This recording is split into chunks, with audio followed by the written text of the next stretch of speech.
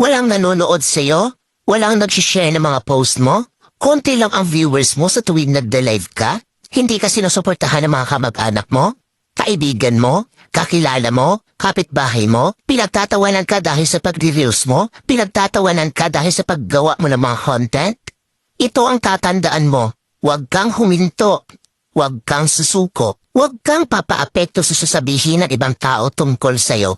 Ipakita mo sa kanila na may mararating ka. Dahil isang araw, kapag marami ka ng followers, kapag marami na ang sumusuporta sa'yo, kapag marami na ang nanonood sa'yo, kapag marami ka ng viewers, kapag marami na ang nagmamahal sa'yo at sumusuporta sa'yo, kapag marami ka ng payout, kapag sinasahod mo na ang sinasahod ng mga sikat na content creator, kapag mayaman ka na, kapag marami ka ng pera, ay manunood na yan sila sa'yo. Sila na ang kusang lalap